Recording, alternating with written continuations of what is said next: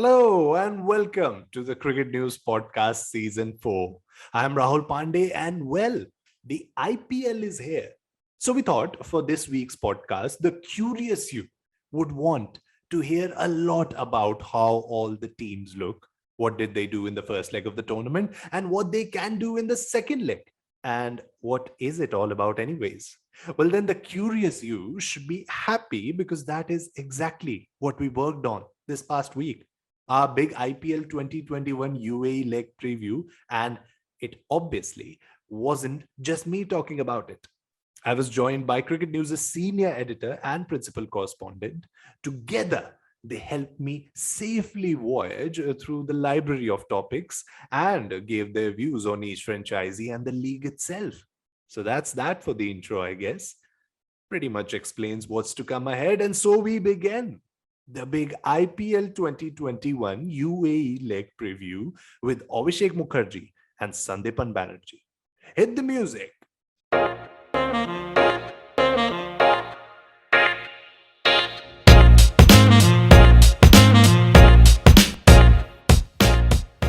Well, cricket is one sport which can change its colors like no other.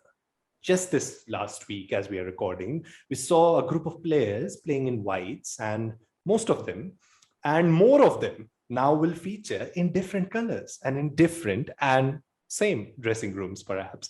You get the point, right? Cricket is going all chameleon mode with the allegiances changing now from country to franchisee. It is IPL time. And we have our two special gents on board to talk about all the details which happened in the first leg and which might happen in the second leg now. We are, of course, going to give you the big preview of IPL now with Abhishek Mukherjee and Sandipan Banerjee. First and foremost, how do you both feel now getting into this different mode, the IPL mode? It's always nice. I mean, cricket is returning to its traditional self in colored clothing, franchisee-based cricket. International cricket in whites is fairly a new concept. It's just 13, 14 decades old. Earlier, it used to be colored clothing and franchisee cricket, betting, fixing, and all that. But for the betting, so essentially, after this break from tradition, we are returning to the traditional format of colored clothing and franchise cricket. That's always nice. If you do follow Abhishek on Twitter, you might get the point of what he's trying to speak here. But yes, Sandipan, what are your feelings with this new season? Not the new season, the same season of IPL, just the new leg of IPL 2021 coming. Personally, this IPL hasn't been most memorable for me because of obvious reasons. KKR is not doing well. But I hope that change of country, change of conditions will help them. And overall, for the past month and a half or more, I guess we were talking more about, staying at the crease and watching the ball and all those things. Yeah. Right now, it's just hit out or get out kind of stuff, we are expecting. Yeah. Let's hope that we will get warm up properly for the T20 World Cup. Yeah, definitely. And that's what I wanted to come on now, because there's been a lot of the 100 that we have watched. The Caribbean Premier League will be concluded by the time IPL begins. And so it's almost like that phase of a month or so when IPL comes and national teams are kept aside by the fans. It just won't be that exclusive feeling this time around, so to say. We've been warmed up to that feeling already. It's not like there was only test cricket happening around, and so we are already into that mood. Personally, I did not follow the 100 much because of this India-England test series, but some matches I did follow. Yeah. Abhishek, you were also adding something onto this. No. There has been cricket going on at the same time. A lot of cricket. Today, for example, Swaziland, I think Swaziland have changed their name to Eswatini. Eswatini women were bowled out for 17 against Zimbabwe and lost the match. This is the qualifiers for the next T20 World Cup going on. Yeah. And we also saw the European qualifiers. Now we are watching the African qualifiers. Yeah. So, and associate nation always excites me. This is something he has done to the world. Yeah. It has made the map of cricket much larger than it used to be. Absolutely. Countries you do not associate with cricket, you never associate with cricket, are now playing competitive cricket. I think it's slightly unfair that Zimbabwe is not Jaskaran playing. Malhotra. Yes. Recently, Jaskaran Malhotra joined an elite league of players to hit 6 sixes in an over. Yeah. From USA. Yeah. Jaskaran Which is Malhotra always from nice. USA. I mean, when we say a World Cup, we see 10 teams playing, and 7 or 8 of those 10 teams are constant features. Basically, we are rotating between 1 or 2 new teams. That is not what a World Cup is. A World Cup should represent the world. Yeah. And T20 can push cricket push the borders of cricket to a global map. Yeah. Which is why the IPL, I know that there's been a lot of complaints about it, but IPL is good in another way, that it feeds a lot of mouths, that it addresses the financial issues not only of cricketers but also of everyone associated with cricket, even including us, the media. Yeah. And there are so many livelihoods, including the hospitality industry, the transport industry. Everyone, a lot of industries benefit from IPL. Yeah. Test cricket, there was a time when India used to host 5 test matches a year, and that was all the international cricket that ever was. That was not financially viable, sustainable. Yeah. But now it is. And as a result, BCCI can pay pensions even to not only domestic cricketers, domestic umpires, scorers, everyone associated with the sport. And I think that is fantastic.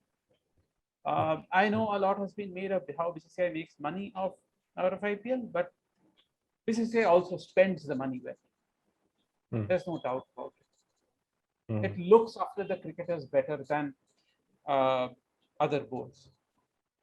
Almost any other sport. There's no doubt about that. Yeah. And just to talk about this T20 season, it's also kind of brilliant that when it starts in UAE, it's going to continue in UAE for a little longer after the IPL is done. And the T20 World Cup is going to take place in UAE and Oman then. And if we are talking about IPL, which is what we are going to talk about right now, it feels like the second leg, what we are calling it. The games that took place in India now seem in a far too distant timeline. I mean, with all that has followed in the cricket world after that, right?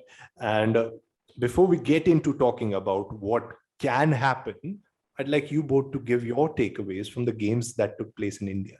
What are the pointers that you both picked out in the India leg of IPL 2021?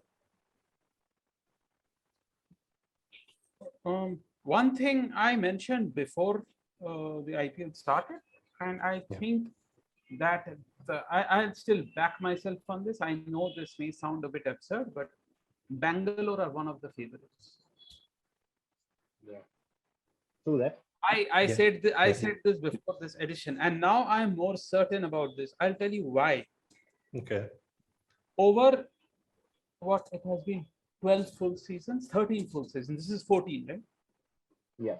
This is IPL 14. So over 13 seasons, Bangalore has been the franchisee which has the worst success rate at home. Bangalore the pitches in Chinnaswamy do not assist them, which probably makes them best equipped to play in neutral venues. We saw that in 2009 when they finished runners-up. We saw that in 2020 when they did reasonably well, better than what any of us had expected. We saw that in the first half of 2021 when all matches were on neutral venues. And that is going to be there. So home matches put some teams like Chennai and Rajasthan at an advantage. But once the home matches are taken away, home advantage is taken away, that is gone. And these teams come down to the level of other teams, which means, these teams lose that extra advantage. Now, the teams that do not have home advantage are suddenly now at par. and Bangalore is one of these. Bangalore has as I said, one of the worst records at home, worse than the other 7.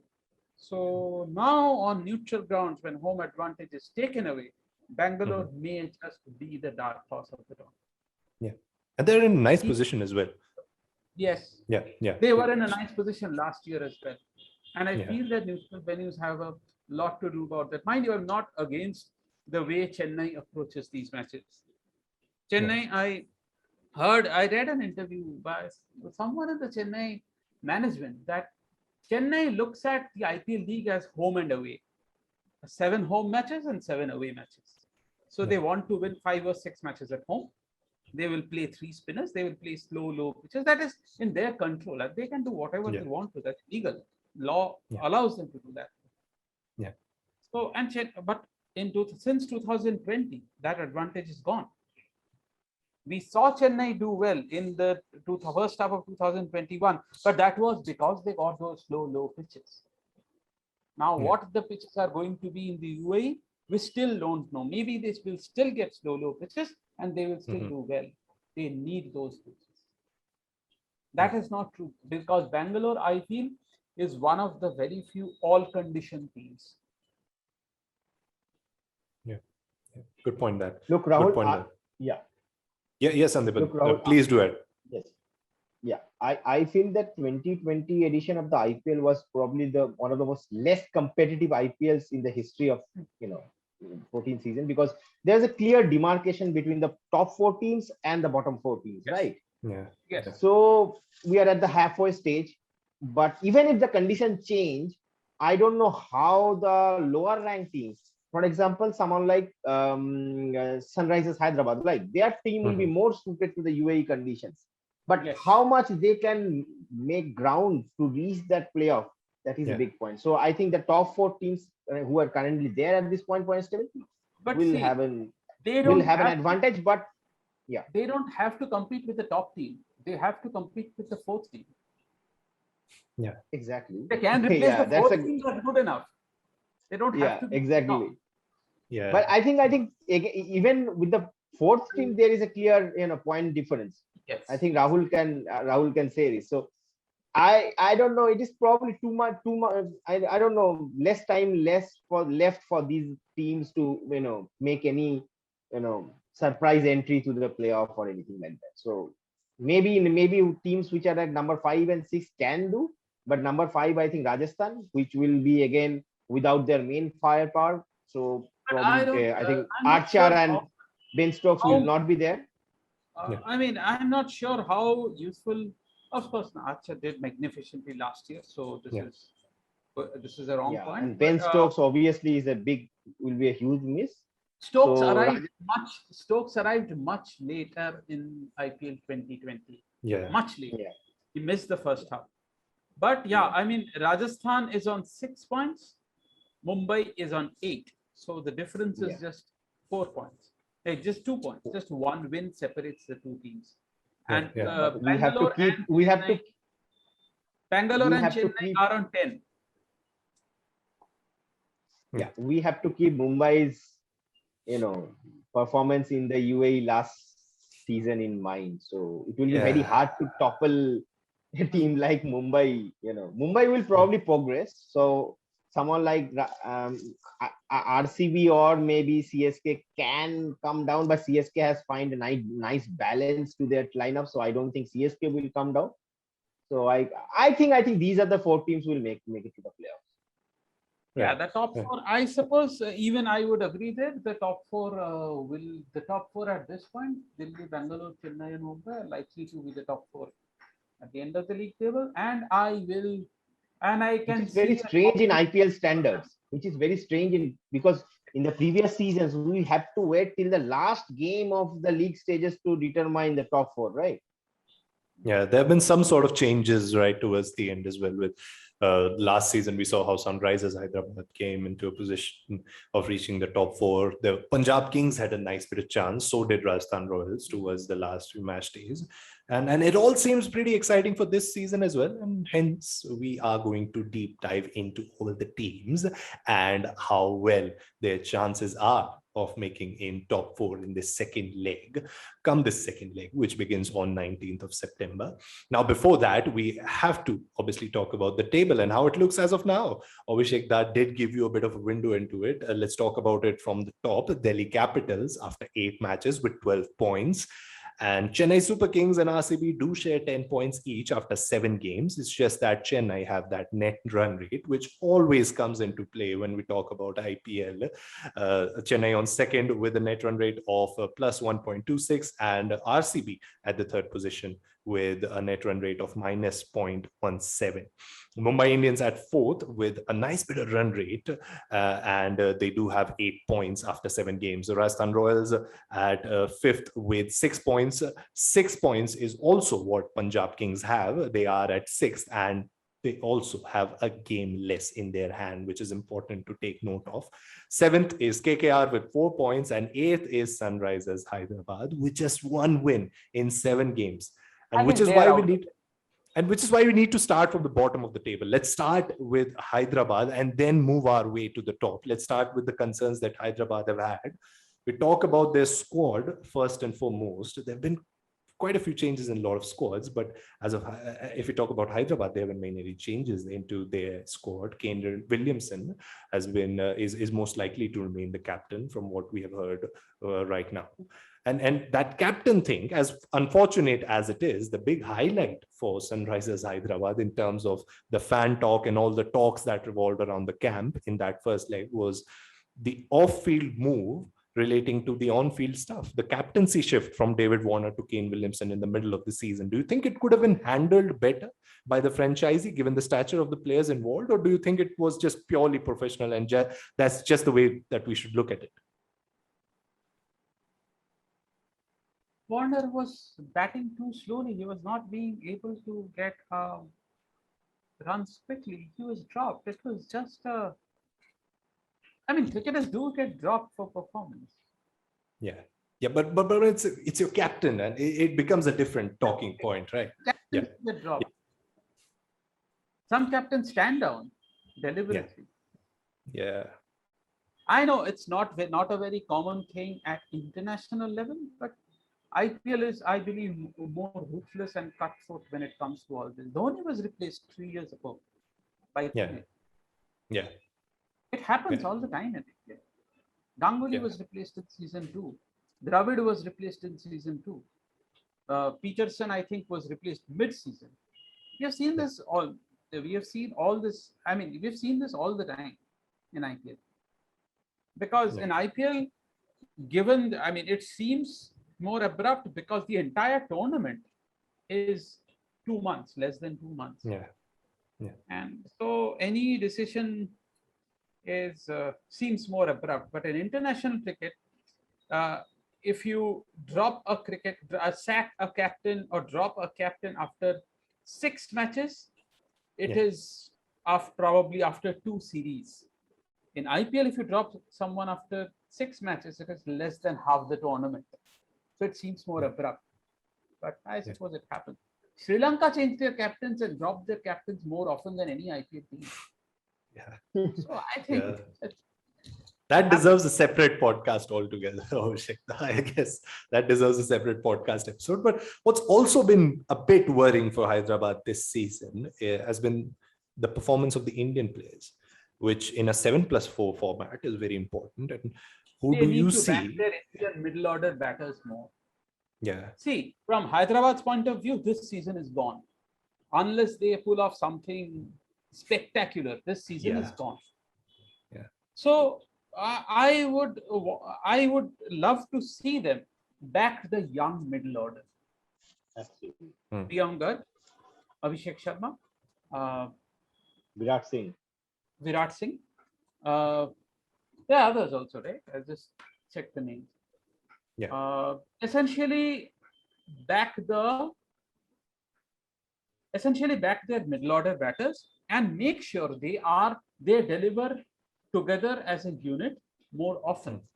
That way, see, the big problem Hyderabad faces is they have to pick Rashid Khan. We know that. If they also have to pick Kane Williamson, that's probably also a given. And they also will pick one of Warner and Bairstow. Now, if they pick another batter, overseas batter, their bowling attack has to be entirely Indian. And if they try to fill in that bowling, inexperienced bowling gap with an overseas cricketer like Holder or Nabi, they have to invest in an Indian batter. So why, if you have to invest in an Indian batter at some point, why not start it now when it's a lost season anyway? So why not try that? Why not try them out? There are already talks that some English cricketers may not tour. Maybe Bairstow will not tour. So if Warner and Williamson are your overseas cricketers, if Rashid Khan is one, invest in another overseas bowler for the rest of the season and back an Indian core, a young Indian core. Make sure they're ready by the time the next season begins. Play them together. What will happen? They'll lose a few matches. They're losing anyway. They have one win from 7 matches. What can go worse from here? And the next season is not that far off. You might as well prepare for that. Yeah. Sandipan, which are the players you believe need to pick more responsibilities on their shoulders as far as the Indian contingent is concerned, and which are the players this Hyderabad management can look up to in terms of making the most of what they have left in IPL 2021? Of course, Virat Singh, because I have been following Virat Singh for a while now. He's a good young domestic cricketer. And, whenever he got the chance in the middle order on Chennai pitches, those are the toughest condition for any middle order batsman. But I'm sure that if he would have played in somewhere like Wankhede or Ahmedabad or even Delhi, he would have done far better. In fact, at that point, no middle order batsmen were, all the middle order batsmen were struggling. And so I think they should invest more on Virat Singh. Priyam Garg is another exciting young talent. We have got a glimpse of it in the last season.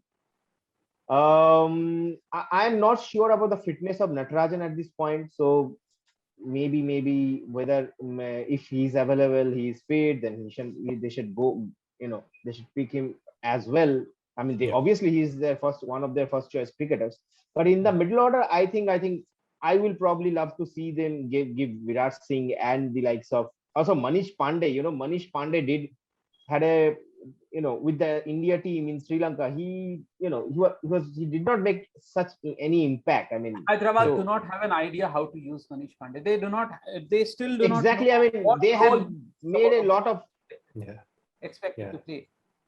I think number 3 is the right position for Manish Pandey. I mean, in this Hyderabad lineup. Not if Warner wins a lot of balls and Williamson if Williamson and Warner open and Warner wastes. Williamson, at least at the depth, Williamson can score quickly, but Manish Pandey, I have my doubt. Yeah, so which is why I would want to see them pick one of Nabi and Holder, but that means you have to pick a a packed Indian middle order. And that can be. They have the players. They have the middle order players. Garg and Samad and Abhishek Sharma and Virat Singh.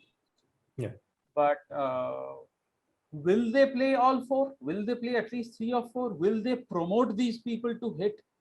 That is another thing. I really like watching Garg and Samad, especially. You've seen glimpses. I think as Abhishek summed it up, I think they have to. This is the ideal time for them, opportunity for their team management to back their youngsters, groom them from for the next season, and next season will be like 6 months away.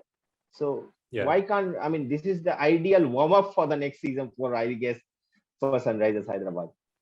Perhaps the auction might be a bit of an obstruction in that direction, but that's a different ball game altogether. Let's move ahead. They can pick Hyderabad, Delhi, and Kolkata and Rajasthan, these 4 franchises have typically backed youngsters.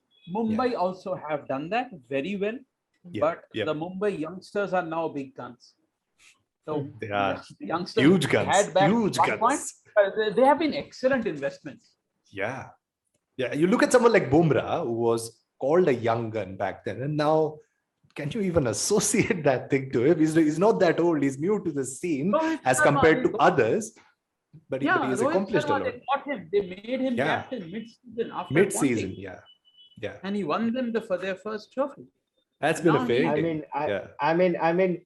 I mean, look at Rahul Chahar. I mean, he has now replaced Chahal in the Yes. Indian squad for a T20 World Cup. Yeah, but gents, before we dive deep into Mumbai talks, we also have three more teams to cover before we come to Mumbai. So let's talk about the seventh place side. Sandipan would like to place more emphasis in terms of talking about this franchisee. We are talking about Kolkata Knight Riders, placed on seventh spot in the points table, 4 points in 7 games. One of the replacements, the replacement for them going into the UAE leg is that Tim Southee has been brought for Pat Cummins. But apart from that, the big issue, but the big issue for them in the India leg, which has been the talk of the town as far as KKR fans are concerned, was the opening partnership. And it started off really well. It seemed like they were really going there with the two openers in form of Shubman Gill and Nitish Rana, 53 and 72 runs added in the first 2 games on Chennai track. And it is after that they somehow skiddled down the hill after the initial 2 fixtures. Big worrying points, Sandipanda? Look, when the auction happened for this season, I think KKR did not go for there was a vacancy for an opener, but they did not go for even they did not bid for someone like Jason Roy, David Malan, or all this established overseas opener. So what it meant for me, at least what I interpreted, what I decoded their plan is like that they wanted to back their youngster for this season. Anyway, the next mega auction is coming next season. So based on that, they wanted to make their move for the next auction. But yes, it has been a worrying point, especially Shubman Gill. These 30s and 25s and 30s are, you are an India player, right? You are opening for India in I think in test format, so you are expected to do more. And also Shubman Gill sometimes had the same tendency of slowing down in the middle overs. So they need someone like who can come in and use the power play, something like that. So Nitish Rana, they tried Nitish Rana also a little bit as a makeshift opener. He did actually, in fact, I think in the last IPL season he did fairly well. He scored 199 in one of those, I can say, against Delhi, and he was the aggressor in that partnership. But I think in the long run KKR do need a proper opener. So this season, I think they will probably back these 2 youngsters to open the innings yet again. But again, and much like Hyderabad also, KKR will probably, considering the current league stage at this point, I can't see KKR breaching the top 4 position. They will try and do more experimentations and also keeping the next season in mind, which is just 6 months away. And thankfully for KKR, most of their first choice cricketers will be available for this UAE league, unlike some of the other teams. And Pat Cummins missing out is not a big worry, especially if you consider the UAE condition. I know that fast bowlers did well in UAE last season, but I think KKR can manage without Pat Cummins on these conditions. But the thing is, if KKR play Shakib, why doesn't Shakib bat at the top or at number 3? Why? Shakib is a dangerous batsman inside the park. Absolutely. I have been always a strong believer that Shakib, you can utilize Shakib as an opener or as a number 3 batsman. He can you can go after the bowling. He has the experience. He can play even if they bowl spin to him. First of all, they won't bowl spin to him, Shakib. And I mean, if you can trust someone like Sunil Narine to open the innings, why not? Whatever Narine can do with bat, Shakib can do better. That is my absolutely, Yeah. absolutely. I think it's a good point. I hope that some of the KKR boys will listen to this podcast and My only concern is Shakib didn't get a lot of runs against New Zealand in the recent series. that's It fine. was a low-scoring series, I agree. Yeah. But I expected more runs from Shakib. But yeah, I mean, I think if you can't essentially, I understand the logic behind clubbing Russell, Karthik, Morgan, everyone together for the end overs, but you can't just waste your power plays like that. If you Yeah. have Exactly. someone like Shakib, someone who can destroy most attacks like him, why not use him up the order? Why why have your power hitters together? Why not separate them through the overs? Absolutely, Good point. absolutely. I mean, Yeah. at the top, KKR using the three youngsters, right? Subman Gill, Nitish Rana, and then Rahul Tripathi. At I think any of them can bat. I mean, apart from Gill, I guess any of them can bat in the middle order. Someone like they can send someone like Rahul Tripathi down the order and Yes. place Shakib at number 3. And when we are saying down the order, we don't mean 6 or 7. We are saying 4. Exactly. Yeah. Yeah, 4 yeah. is fine.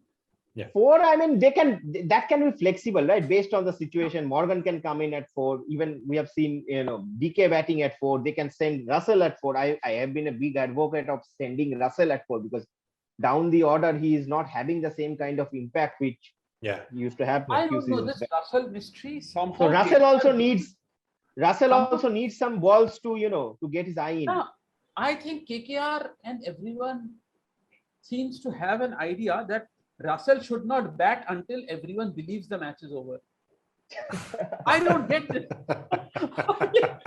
Why does he have to come out to bat when they need 15 3 overs? Why can't Yeah. he bat when they need 17-5 or 17-6?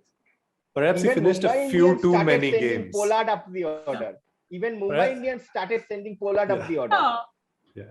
I mean, Yeah. your most dangerous hitter, won't Batsman you want should- him to play as many balls as possible? Yeah. Yeah, Definitely. absolutely. Good bit there. And as Sandipan did mention, if perhaps a few of the KKR boys or anyone in relation to them is listening to this podcast, might as well try it. It's a good point there. Absolutely, absolutely. Hello, this is just a little breather for you before we bombard you again with lots and lots of cricket content. But while you're at it and while you're taking those deep breaths, do make sure that you subscribe to the Cricket News YouTube channel and hit the bell icon near it. I'm watching you as you do it, so I'll wait. Come on now, do it. Well, then, moving on to the team, which is sitting at 6th place with 6 points and just 6 games left. We are talking about Punjab Kings. Well, they got a good start. That's one point to put. They started out with a win in a big high-scoring game, but then the issue that was visible last year in UAE, leaving too much for later. Do you think they've done the same this year as well? I think Punjab is probably the most underperforming side. Their side looks excellent on paper. Yeah. Just somehow don't get it done. And their expensive, high-profile fast bowlers have not done that. That has been a disaster. Yeah. And KL two Rahul changes for scored them. a lot of Two runs. changes for them in that context. The fast bowlers leaving out. And if you talk about the changes first, Nathan Ellis and Adil Rashid in for Jai Richardson and Riley Meredith. That may actually work in their favor. Let's see. Okay. The fast bowlers were not doing a lot. Yeah. So yeah. And Adil Rashid is a good pick. Adil Rashid is a good pick. But the question then again, Sandipan, is whether they have enough time to make ground. I don't They have think one so. match I mean, played one match extra, right? I Yeah. think very difficult for them. Yeah. Very difficult. yeah, Yeah. I mean, it's not. I mean, with 6 matches left, probably they have to win all the 6 matches. I mean, at least I think at this point, I can't see teams being guaranteed with a 7 victory. So they have to win minimum of 8 games. They have won 3, so they have to win 5 out of their 6 matches, which is very difficult considering the circumstances. Yeah. And talking about Punjab, as Abhishek has rightly mentioned, that their team looks excellent on paper. Look at the highest run scoring. Top run scorer in the IPL, Rahul, always be at the top five sometimes. But again, we have to look at the point, just not just run scored, it's the strike rate, right? And that has been a big problem for Punjab. Can't just put a finger there. Okay, this is what Punjab lack. You can't point out things like that in this Punjab side. I'm just looking at the squad. They look pretty decent, but I don't know. I mean, they just don't get to see. They seem to get the things together when in the tournament. But they look a Yeah, very they good changed side. their name also to, which I think they went for that Delhi Fury, but it worked for Delhi, not Yeah. still hasn't worked for Punjab. Still hasn't. Might next season. But Adil Rashid is an excellent pick. Yeah. UAE conditions, I have seen on Morgan Adil Rashid even in the death overs on English conditions and on those small grounds. So Adil Rashid can be a good option, but you need to have utilize him properly, right? They already have a young leg spinner and also Ashwin. So they already have two leg spinners in their squad at Yeah. this point. And they also have one of my favorite cricketers this year, Harpreet Brar. Yeah. Was Absolutely. He can do was everything. brilliant. Yeah, was brilliant in his disc in the first leg. The question again comes to batting a little bit, because there's Rahul, and he's been there for some time now, scoring those runs. But with him has been this question of strike rate. In that case, do you see this Punjab side having other batters who can score at a big strike rate and help the team to gain the objective that they're after, which is the top four? They have See, universal boss. They have universal boss in their squad. See, I'll tell you a story about from 2020. I think Okay. Gale still has that kind of. Gale, I think, won player of the match in one of the matches, right, against South Africa. I mean, Yeah. he's doing things. Last Yeah. year, Gale and Mayank I think Punjab need to score 12 in the super over. Gale and Mayank. I think it was against Mumbai. Yeah, So, the double super over fixture. Yes. Yeah. Mayank asked Gale, who is going to take strike? Gale asks, who is the universe boss? Mayank says, you. Gale asks, who do you think then should take strike? Mayank says, you. Gale takes ball. Yeah. And even though Mayank's confidence was sky high after saving that boundary, it's just Chris Gale. Gale out of it. Yeah, it's just Chris Gale. So well in one of the matches. I mean, it is not Gale. He knows what it is like to chase big totals, to chase small totals. He fail from time to time, but he knows what it is like. He can adjust his batting. He's a better player of spin than we think. On slow pitches, he can adjust very well. He can sweep better than we think. Mm-hmm. And he can control his sweep. He can play the sweep anywhere on the ground.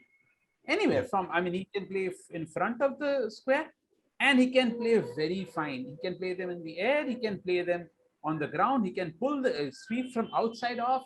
He can do the paddle just outside. He can hit the spinners straight. He can cut them. So, and fast bowlers, we know what Gale is capable of. He is still a versatile batsman. Yeah.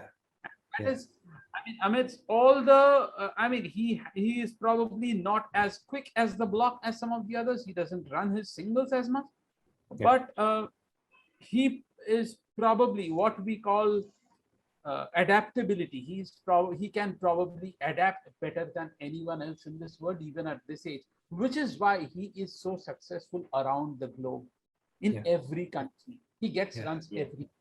He just, it's a hectic life. He just gets out of the plane, overcomes jet lag, and almost next day he has to go to practice. In a couple of days he bats and he gets He's got 100 in Test cricket at home. He has got a 100 in Sri Lanka against spinners. Yeah. He has got 80 ball 100 in Test cricket in Perth. I mean, he has got thousands of runs in 1 day. Yeah. He is the most versatile batter in the world at this point, even at this age. Yeah. And he got that first 100 in T20 World Cup on this day. Right now, when we're recording it, it just seems that all the signs are asking us to move forward and leave the Chris Gayle debate for itself. There's no debate. He's universe boss. But with that, we come on to the other team now. If at all you gents do not want anything else to add into the Punjab Kings squad, we can talk about now Abhishek Da. Rajasthan Royals, 5th on the points table, look in a promising position, can reach top 4. Yes. They don't surprisingly. I'm surprised more than anyone. They didn't. I'm surprised they won even anything. Wow. Well, so just a bit of a preview for our audience, a bit of a revision for our audience. Rajasthan Royals at 5th spot with 6 points in 7 games. They won 3 of them. Don't have exactly quite a nice net run rate, which will definitely come into play, but we do need to talk about them and their performance. Abhishek, the first impression, and you were talking about how impressed you are from where they are, but first impression, if we start from that squad, is the opener woes, because Manan Vora was unable to impress in the India League. Yashasvi Jaiswal didn't play that many games, and with Jos Buttler now out, how do you think this team will turn up in, and who will they turn up to in terms of opening in this second leg? I don't know. They probably use their youngsters better than Hyderabad does. I mean, I don't say they use their youngsters better, but they back their youngsters more. Yeah. They will back Dubey more. They will back Tewatia. Tewatia is not a youngster anymore, but they will back Tewatia. They will back Dubey. They will back Jaiswal and Parag. They have invested in these cricketers, and they will keep backing them through the hilt. They will promote them up the order if needed, even if it means taking a big risk and putting their side under pressure. But they will back them, and that is what I love about Rajasthan. I've always loved that. Yeah, they back unknown faces to the hilt, and it's not about promoting once or twice. They will keep promoting them. They will give them the run. Maybe we'll see a new opponent this time. Yeah, and talking about that, they have 3 changes in the squad. O'Shane Thomas, Ian Lewis, and Andrew Tye. Beg your pardon. O'Shane Thomas, Ian Lewis, and Tabraiz Shamsi in for Jos Buttler, Ben Stokes, and Andrew Tye. And this might be a little bit of game changer for them. We do need to talk about Tabraiz. Shamsi will have enough games to finish as the purple cap winner? No, right? Too late. Perhaps a little late, but we do need to talk about him. But we started in 2008, but he still won the orange cap. Yeah. With purple cap, it might be a different story. We don't even know what the pitches are going to be like. But therein is the debate, not the debate, the conversation around Tabraiz Shamsi has been the heart of a lot of conversations, especially in the T20 format. What do you think about him as an addition to this Rajasthan team? He takes wickets. He doesn't give runs. He's the top-ranked bowler in the world. What's there to debate? That's why I said it's a conversation. Yeah. But I'm surprised that they didn't invest in him earlier. Any of the IPL. Yeah. But it's better late than never. I think they are not. Rashid Khan is an exception. Sunil Narayan is an exception. But Indian franchises are not too keen about investing in overseas spinners. He had a brief stint with RCB. Yeah. I think they think that, okay, spinners are something we can get at home. Why invest? Why occupy a spinner spot with an overseas cricketer? That is probably the line of thought, which is a very rational, logical thought. But if the top-ranked bowler in the world, I think he's definitely worth a pick. I can see South Africa emerge as the dark horse of the world T20. Yeah. And I would love to see Tabraiz Shamsi comes up with some of this. Have you seen his celebration? You have seen, right? His celebrations. I really love that. They light the tournament up. That's the thing. They light the tournament up. even with his bowling, that's a wonderful addition, and that's what we want in IPL. I think Tabriz Shamsi and Riyan Parag, that's the talk right now, the celebrations. And Parag, if they combine and come up with a celebration, I think that may break the internet. Wow, it will be something else. It'll be something else. I still have. I thought the Bihu dance was special. This summer, Parag came up with the selfie celebration. Yeah. You saw that, right? Yeah, Yes. we all saw that, definitely. And I have seen Tabriz Shamsi celebrating with a sword. He's Yeah, done we were magic appreciating tricks. He's done it all. He's done magic tricks on ground with the ball, and quite literally. So yes, a lot to see there. But Sandipan, what else do you want to add as far as this Rajasthan team is concerned? We'll miss quite a few England players now, and they really filled up the spot for them. We talk about Jofra Archer now that they are returning to UAE. He was absolutely astonishing in the power play overs, set the game for them. But now, do you think they have a squad that can balance it out and not make them feel a little bit more sort of inclined towards missing those England players? I think both Archer and Ben Stokes are irreplaceable. You cannot replace these two. I know that Josh Butler probably is yet to be unleashed in IPL properly, but Stokes and Burcher, I think it will be a big miss for Rajasthan. But again, Shamsi is a brilliant pick. Now that they have, and they have Morris. They have Morris in their lineup.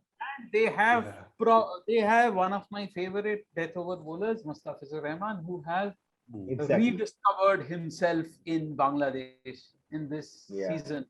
He has been phenomenal in pitches where spinners are dominating, low pitches. Mustafizur has been outstanding.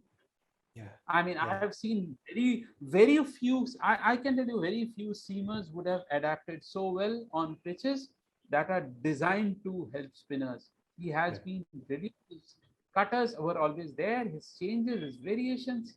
He is one of the best bowlers in death overs in the world at this point. So basically, Rajasthan have both Shamsi and Mustafizur, one of the two top bowlers in T20 cricket at this point in their lineup. But if they want to play Miller, they cannot play both of them. Yeah, they can't. Then they have to drop to someone like Evan Lewis.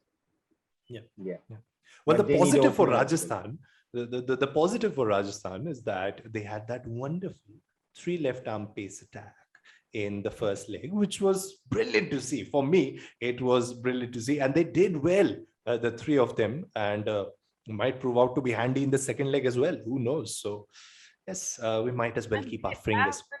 And they have this strange assortment of cricketers who would probably, I don't know how to classify them, whether you call them batters, whether you call them bowlers, like Riyan Parag.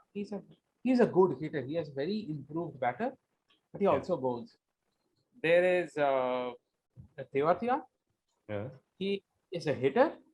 He will also give you 4 bowlers, 4 overs. There's Shivam Dubey is there, who can hit, who will also give you a couple of overs. There is Morris, who is essentially a bowler, who is capable of hitting and out finishing the games.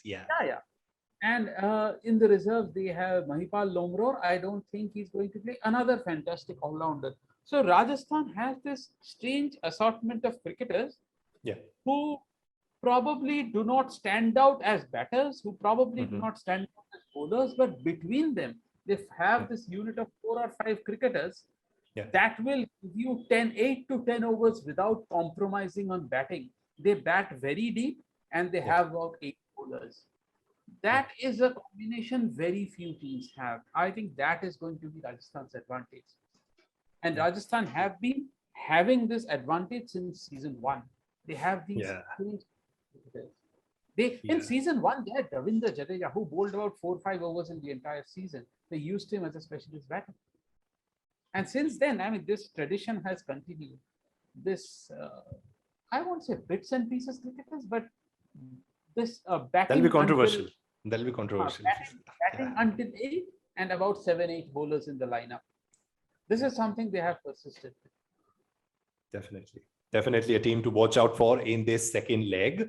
And we'll now move on to the top 4 teams. We'll talk about the team that is at 4th, Mumbai Indians. Should we just leave this discussion with that WhatsApp forward of 7 teams participating to play the final with Mumbai, or does it look different? Does it really look tough for this Mumbai Indians team this time around? It has been a decent start, but it has not been a Mumbai start. But again, that is how Mumbai starts. So I don't know how to put it. I mean, they, after 2020, they have not started as well as they did in 2020. Yeah. But yeah, they're still despite not being at their best, they're still in the top 4. So that's how good a team they are. Yeah. Sandipan, what do you want to add on that discussion? I mean, looking at just with Bumrah's form, do you think that Mumbai will move? I think this move to this UAE will definitely help Mumbai, and probably they will. I can still see them finishing at number not at number 1, maybe at number 2, second positions. Yeah, Mumbai. They have, we discussed the bottom 4, and Mumbai have not been at their best, but they've still looked better than the bottom 4. That is for sure. Yeah. I think the only thing to watch out for is for Mumbai is Hardik Pandya. I mean, he even on a broader prospect as well, considering India's T20 scheme of things and all. I still don't know how much he's going to bowl. Yeah, that is always confusing. So and apart from Hardik Pandya, and they might rest Jasprit Bumrah for few games, maybe at the start. But ideally, if they were at the top of the table, they would have definitely rested Bumrah. But now at number 4, probably they will be a bit circumspect about this. But I think still Jasprit Bumrah will not play all these 7 remaining games. Can be tough for them. Who are the backup Indian pacers? I can see. That if you talk about the Mumbai Indian squad as a whole, the backup Indian pacers. Yeah, we have Rahul Kulkarni, who has been playing cricket, who has been in India reserves for about 50 years or something. Yeah. And Arjun Tendulkar. Yeah. No, I think see Arjun Tendulkar getting a game. Can we see Arjun Tendulkar getting a game? We can see anyone getting a game. I don't know. It's sometimes it's random. I don't know. Maybe Arjun Tendulkar swings the ball prodigally just ahead of a match in the nets, and then suddenly they decide, okay, today is your day, and then they pick him. These things happen in nets. Yeah. In the foreign reserves, I think they have quite a few foreign pacers in their lineup. And the Duan Johnson is there, and of course Marco Jansen. Marco Jansen, not Duan. Duan is his brother. So Marco Jansen is there, and but if they pick Pollard, if they pick Deacock, if they pick Bolt, they will still have space for another person. I'm just looking at the list. They have that person can be Nisham. That person can be NCN is there, right? Yeah, NCN is there. They generally back NCN. Yeah, Nisham is there if they want to get batting power, or if they want that. I don't think they will back Chris Lynn. I think NCN is the biggest bet. So they may go in with Bolt and NCN, and the other two can be Deacock and Pollard. More importantly, since we are moving to the UAE, someone like Jayant Jadhav, I'll see getting some matches here. One of my favorite cricketers, for no reason. That left hand bit on him ahead of the IPL 2020 final really worked out. Picked the big wicket in the final. But apart from that, the move for who Mumbai picks up as the 4th overseas player might be tilted towards the bowler shift, as you just said, because of that 3 all-rounder template, which they were so proud of, which was Pollard and the Pandya brothers, who at a point were each able to give you those 12 overs apart from their batting. But that doesn't seem to be the same case now. Even with Pollard, you don't get those 4 overs in every game. So that might essentially tilt towards a bowler, is what we are concluding from here. Yes, which is also why I don't get why they don't invest. I mean, IPL teams, since these are going to be on spin-friendly pitches, why they don't invest in slow bowlers from, say, Sri Lanka or Bangladesh? Yeah, that's one thing the next team has done. That's one thing the next team in the table has done. Yeah. All the more reason for me to think they are the dark horses of this IPL. Perhaps more than dark horses, perhaps that Isala Kapnam Day is, who knows? Well, the only reason I don't use that line is I don't know how to pronounce it. I've only seen that written. Yeah. So I've had the privilege of speaking to quite a few RCB fans, and yes, we are going to talk about their team. So yes, this is the point. This is the bit, gents, where you both need to put your best foot forward, because there are quite a lot of fans. They want to hear a lot of things.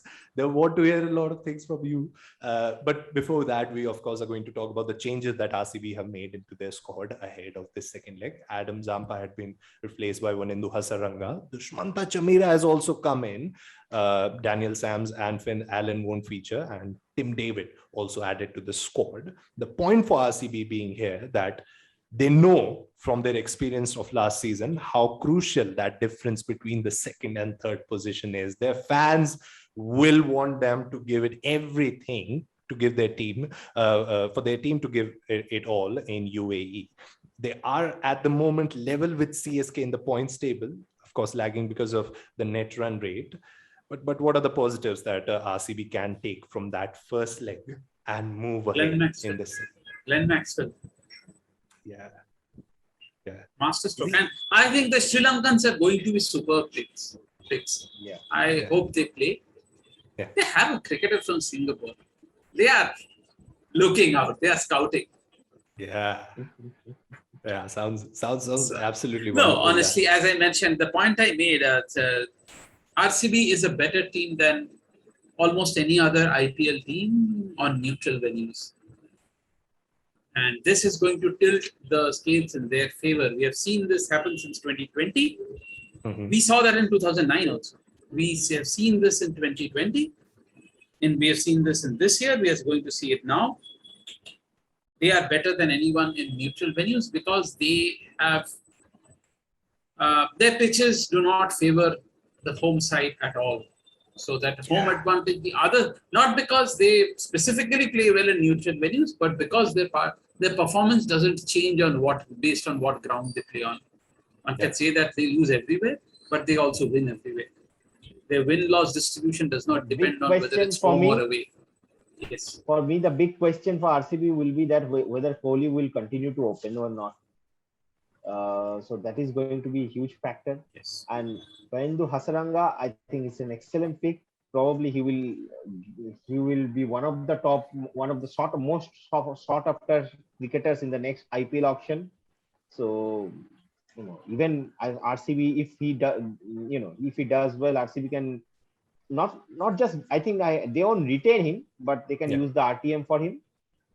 So Hasaranga I think it will be the player to watch out for. But overall, RCB, I think in 2020 edition also we have spoken a lot about RCB and their performances. But again, the moment they reach playoffs, same old thing, happened with them. So I know it's slightly odd to say, but once you reach playoffs, I feel they're a very good side. I mean, after that, it's basically one good day or one bad day. But if you reach playoffs, I think you've done reasonably well. If you keep reaching the playoffs, at some point you'll win. Yeah. It's just so keeping basically what RCB needs to do is to be at that first or second position, so that even if they have a bad day, they can get another game. Yeah. I think they are a fantastic side. Their only problem is they have too many overseas cricketers and they will have to pick a few. I mean, they can't accommodate their big stars. So essentially, if they pick De Villiers and Maxwell and Jamieson, they won't be able to pick both Hasaranga and Chamira, and Tim David will still have to sit out. So yeah, I mean, And I think that your is the favorite problem. cricketer is also there in the squad. Finn Allen is there. Yeah. Okay, I don't know. he went down with COVID, and then he kept. Then he played a few. So that's then the he thing. played a Finn few Allen, very quick innings. Finn Allen has been replaced by Tim David in the squad. Yeah, okay. So Finn Allen is not. So the three players who've been replaced are Adam Zampa, Finn Allen, and Daniel Sams. So yeah, that's a bit there for our CB fans to take into. But one of the other questions is how would they cope in absence of Washington Sundar, who proved out to be really smart bowler for them last leg in IPL, gave very few runs, was really economical, and that's how the pressure sort of built on the opposition. So do they have that young Indian player who can replace him and sort of give them something with the bat and ball? Yeah, they have that. What do you say? Jamieson and Maxwell provide them that balance. Mm-hmm. So essentially, if they play both Jamieson and Maxwell, they get, if not 8 overs, they get about 6 or 7. Mm-hmm. And two people, and Maxwell is big, and Jamieson is also big. So essentially, I'm not talking about physical appearances. I mean, I'm talking about big hitting. So pedigree. So, yeah. So that if they play both Jamieson and Maxwell, and AB takes up a second role, that will mean Bangalore can have more specialists. It doesn't need to have. They don't need to be all-rounders. The Indians don't need to be all-rounders. They can pick more specialists. Definitely. They have Shahbaz Ahmed in their ranks, and he has done fairly well. Yeah, Shahbaz is a fairly decent cricketer. Yes. Yeah. Will be exciting to see RCB, as it always is. Well, sometimes too much of knowledge can be tough to intake if you do that without a glass of water or a glass of whatever. All I'm saying is that give yourself some break. Come on, you've earned it. Just stand up, take a walk, meditate, and we'll just wait here for you then. 5 seconds good enough? Yeah, let's get started again. Well, yes, it is now time to talk about the two teams who sit in the comfort position as of now. And it is important to address that. Now we're talking about the second place team in the table, has the same points as RCB, just ahead in terms of net run rate. Chennai Super Kings. Well, it will be quite the visit for them to UAE, because the last time they were around there, it wasn't the same emotion around the team and the fans. But this time, they seem back to the spot where they're usually talked about in terms of the IPL playoffs at second. Do you think it will be a comfortable ride for them in UAE as it was in India? Why not? I mean, they probably have the best set of overseas cricketers. Their overseas cricketers have contributed more than the overseas cricketers of some other franchises. Yeah. So, and their Indian contingency has also come up very well. Yeah. They have shaped up very well. So I can see them doing well. Having said that, the last time, around the same time of the year, in the same venues, they failed to qualify for the first time, but this time they have a head start. They have, not only are they high on points, but they also have an excellent net run rate. Yeah. So Chennai is definitely one of the favorites to. I mean, I won't say reach. I shouldn't say reach, but finish in the top 4. We are already in the top 4. Yeah. So Chennai are on what, 10 points? Yeah, 10 points in 7 games. And Rajasthan, who are the nearest to them, closest to them, 6 points from 7 games. they have to win twice to go past Chennai and again make up for that run rate difference. So that is how much ahead of Chennai are in comparison with the teams outside the top four. Yeah. So Chennai are almost certain to qualify. Yeah, just about where and in what positions will they be when they qualify is the big debate, because of that qualifier, the extra qualifier, which does come into play a lot. Now, talking about that, if we are to talk of the features of this Chennai side, what changed for them, do you think, this time around than in 2020? Was it the Indian players contributing? Was it just one? Yeah. In 2020, they made some strange selections, right? I mean, they even picked Murli Vijay for a couple of games. I Or don't who was remember Murli Vijay featuring, I guess. No. I don't know. I mean, they made some strange calls. I mean, in 2020, and they had these bizarre finishes in one match against Rajasthan. They lost. I mean, at one point, you got the idea that they weren't even in the chase. I mean, this was the match where Archer hit 4 sixes. Yeah. I mean, they were not even chasing, sort of. Yeah. So that thing is gone. Now they have this Moeen Ali Ravindra Jadeja pair, and Sam Curran delivers at random places in the batting order.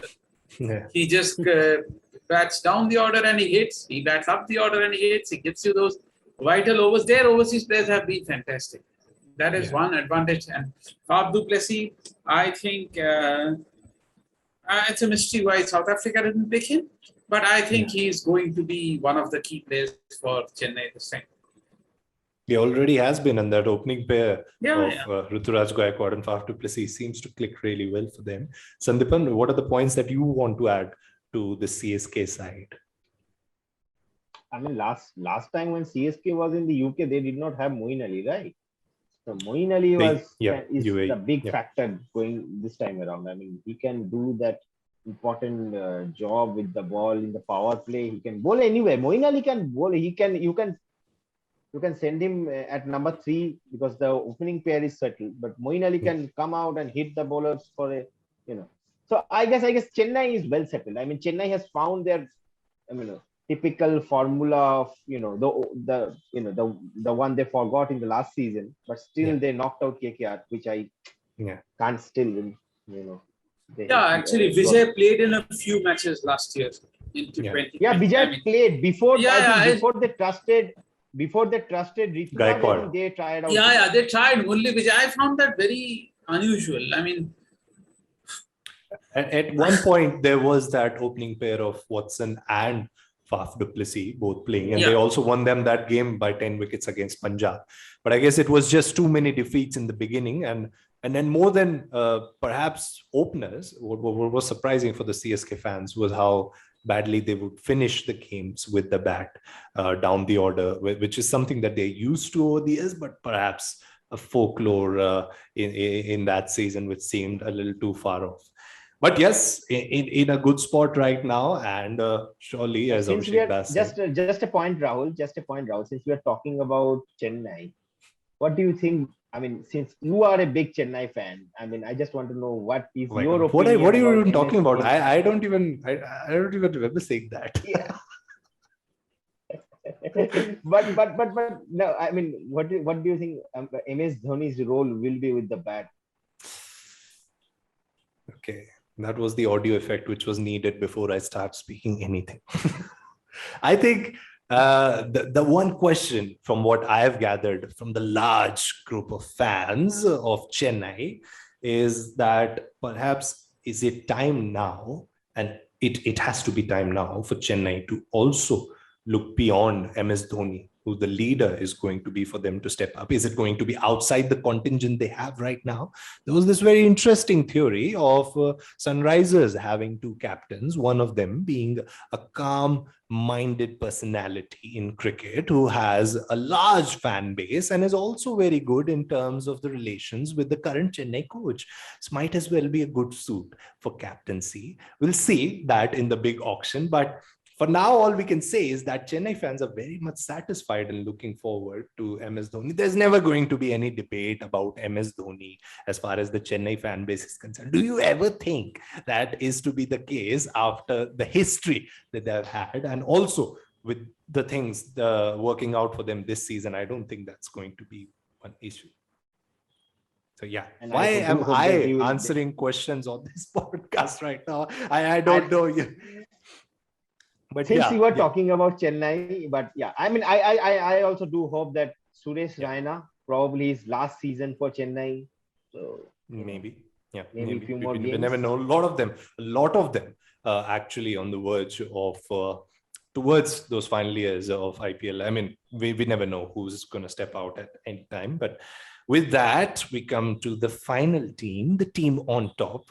And just like cherry on top of the cake, this is the team that featured in the final last time around and seem to be doing really, really well with a new captain. But they also have their older captain returning back. That's going to be one big thing to look out for. We are talking about Delhi Capitals sitting on top of the table with 12 points after 8 games. Really looked strong. And the reason why they looked strong is because there were games in which the openers sort of did more than 50% of the job for them. The Prithvi Shaw Shikhar Dhawan duo with the bat. I mean, what's to say about Delhi? Where do we begin? No, the bowlers also do pretty well for Delhi. Yeah, I think, yeah. So, I mean, if the openers take the credit, the bowlers, I mean, the openers get the credit. The bowlers should also get a lot of the credit. They They have consistently restricted the opposition for not, I won't say low scores, but not too high scores. Yeah. So, yeah, I mean, Delhi probably have this used to be true for Mumbai at one point, Hyderabad at one point. I think Delhi has the best bowling attack of the tournament. Yeah. And it holds more probably for Test cricket, but even in T20 cricket, you often see that the best bowling side wins. Yeah. And even last time around, when Nortje and Rabada were firing on all cylinders, it helped them in UAE conditions, which sort of seems to be the larger question here, Sandipan, isn't it? Last time around, I remember we were talking about this on the podcast halfway through the IPL season, that it was really surprising to see how the pacers came into play. We were all thinking about how the spinners are going to rule the roost as far as IPL in 2020 is concerned, but that wasn't to be the case. How do you think this Delhi team is in terms of that balance, the pace attack as well as the spin balance going into the UAE leg? See, ask any professional cricketer. Ask any professional batter. Test, ODI, T20. Helmet, no helmet. Fast pitch, slow pitch, green pitch, dust bowl, anything. No batter in the world likes facing fast bowling. Some are good against it, some are not great against it, but nobody actually enjoys fast bowling. That is a fact. Ask any batsman in the world. It's not an enjoyable thing. If a hard object is thrown to you at 90 miles an hour, it cannot be an enjoyable thing. Yeah. I mean, fast bowlers will always do well. Serious pace will always do well. Yeah. Serious pace. Irrespective of the conditions. Yeah. If a pace bowler is intelligent, if a pace bowler is accurate, and if he bowls at 90 miles an hour, he may be dominated by quality batters, but they won't like batting against him. That's for sure. Nobody enjoys playing pace. Yeah. Sandipan, what would you want to add to that? Yeah. I mean, overall, like talking specifically about Delhi and their balance.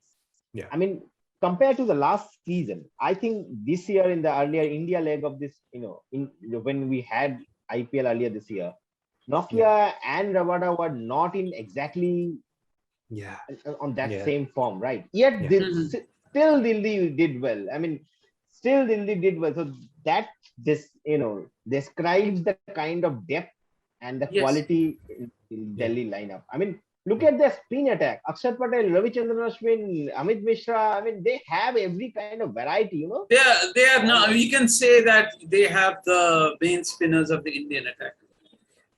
Yeah. Yes. I yes. don't know. I don't know. But- Certain but- Chennai but- fans but will here- not here- agree. Okay. Yeah, But sure. Moving ahead. here is an important factor. Yeah, here is an Yeah. important factor. If Chris Wokes pull out, will that hamper their bowling plans a little bit? But Chris Wokes was a part of their scheme of things in there when we had IPL earlier this year. So let's now- see whom they have got. Yeah. They have got their bowling was always a very. They always had this bunch of Indian spinners. They have Akshar Patel and Ashwin and Amit Mishra, and then they have Ishant Sharma and Rabada and Khan. Nokia. Avish Khan was wonderful. So, yeah, for I them. mean, they Marvelous have player. Khan, yeah, Tremendous of depth, course, Abhishek and in Khan. terms of batting, they now have Shreyas Iyer returning to the side. Yes. So I think with Shreyas Iyer coming back, I think they can invest more on overseas bowlers. They don't need an overseas batter, I guess. I think they don't need an overseas batter, do they? I think the They lineup, have the the All India batting batter. lineup is pretty solid already. mean, And with Shreyas Iyer Stoinis is coming, it's probably only the gonna get one more they solid. will probably play. If Yeah. if the IPL was an Indian only tournament, Delhi Capitals would have won it hands down. They have the strongest Indian core of all teams. Yeah. Yeah, they've been pretty good with the Indian players. And talking about Shreyas Iyer coming back, and this is a bit of look back question as well as look ahead question. What of Rishabh Pant's captaincy? What did you make of his captaincy? He had the players around him. He had quite the experienced players around him to help him out. But what did you make of him as a captain? And now that Shreyas Iyer is back, from the reports that have been coming through, it's not conclusive as to the captaincy will be given to Shreyas Iyer or Rishabh Pant. Where do Delhi move forward? I think Pant's captaincy was largely, unspectacular. I mean, there was no specific high point and there was no specific low point. I mean, it's very difficult to put a finger and say, okay, he did this right or he did this wrong. So, yeah, it was so far a very, uneventful captaincy role. Uneventful, but working captain. I think the but working sample size captains? is pretty low for Pant. If you judge Pant as a captain, I think the sample size is not that much. Yeah.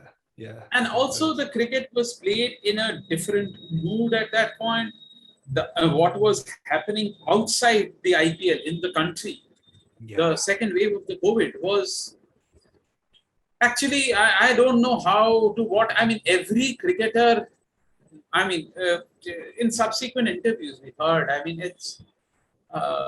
every cricketer talked about them being anxious or them being nervous about what was happening to their families, to the people they love.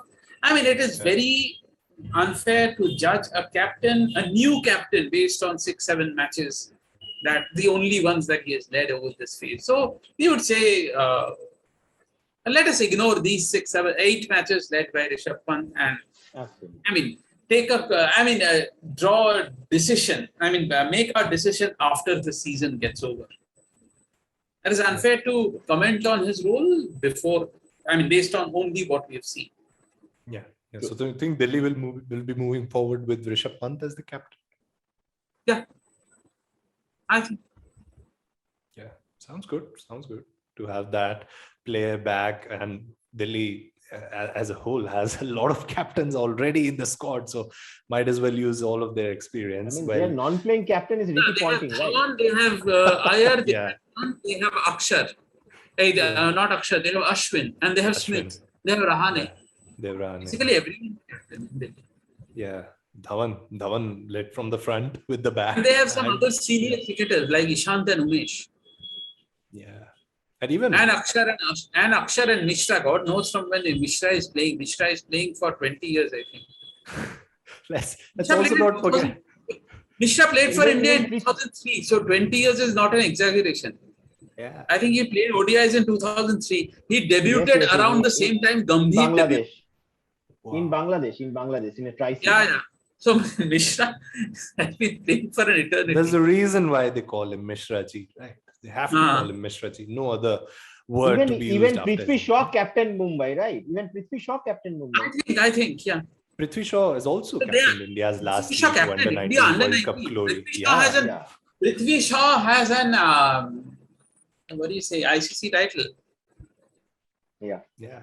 Kohli, Dhoni, and Shaw are the only ones in the tournament with an ICC title, I think, as captain. Morgan, Owen Morgan.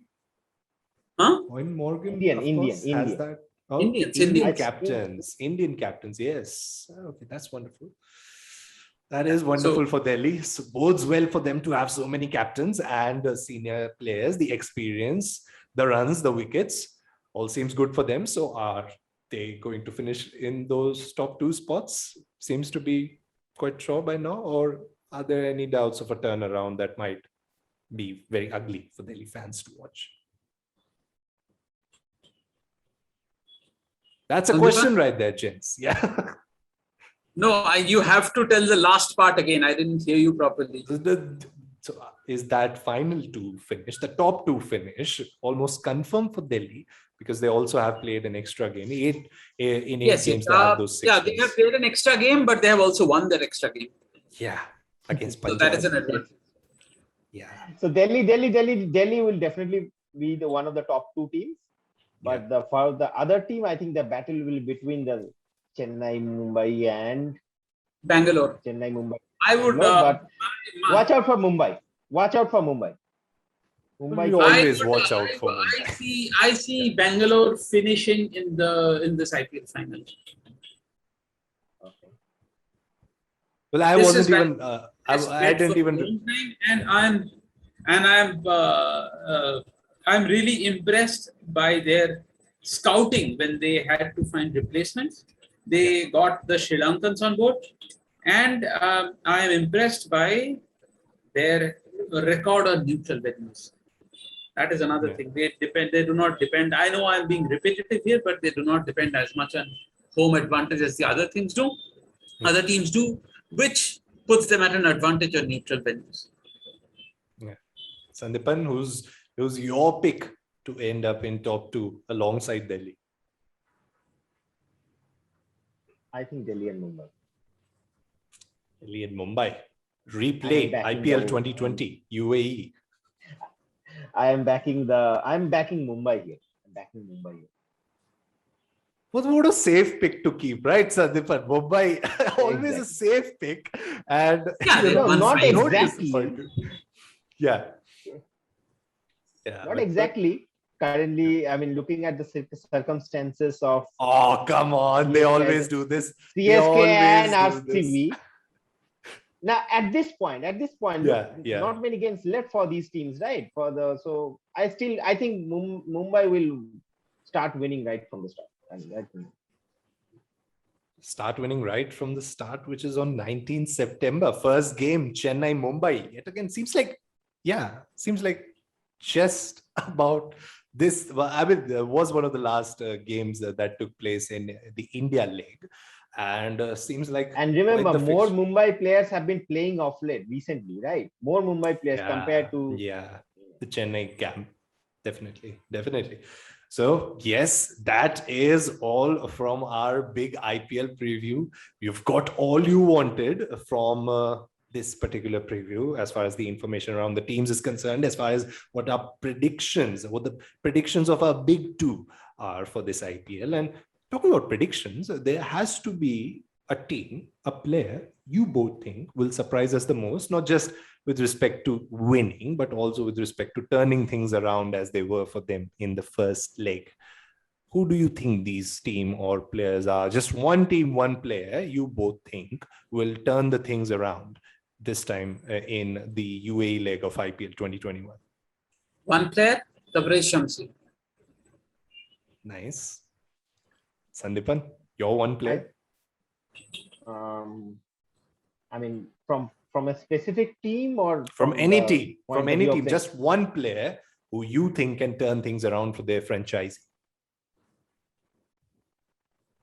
It's very hard to pick, but Hasaranga, I guess. Yeah. Hasaranga, I think can be it. Another. My dark horse will be Shakib Al Hasan if KKR utilize it properly. Well, of course, you just Utilize it had properly. to bring in a KKR player as well. It wouldn't have been justice. And the teams that you're looking forward to turning things around. Are the Bangalore. answers? Okay. Bangalore. And, yeah. Very hard for the bottom 4 teams. So probably I will back Mumbai. Wow. I was hoping for a Rajasthan and a Kolkata answer, but what is this? Rajasthan, I Oh, I don't would know. love Rajasthan to win, but they won't. Exactly. I would love to see I would Rajasthan love- win. It's fine. But I also know deep down that they're not going to win. They don't have a chance. Well, the Rajasthan Royals Twitter admin would probably have something to say on this. We'll make sure the word reaches out to him or her. And what about you, Sandipan? The probable winner. No. Yeah, Why aren't you it will be not Mumbai. picking KKR? Is the question. By the way, Rajasthan when I said Rajasthan won't win, part of that was counter jinxing. Yeah. Pre-Manchester Test vibes. Yeah. I think it will be a Nice. Mumbai Delhi final once again, but probably Delhi will this time around have something to say. Nice. So yeah, that's Prithvi Shaw hitting Jasprit Bumrah for 3/4 in the over, something like that. Yeah, well, he hit a bowler from KKR, the Delhi so to say, openers for will be 6 hungry. boundaries. The Delhi openers will be hungry because both of them have been not included in the India's T20 squad, so that can be a bit of motivation for them, right? Yeah. The India squad will change. I mean, there will be injuries. I can see after some of these cricketers are coming from a long.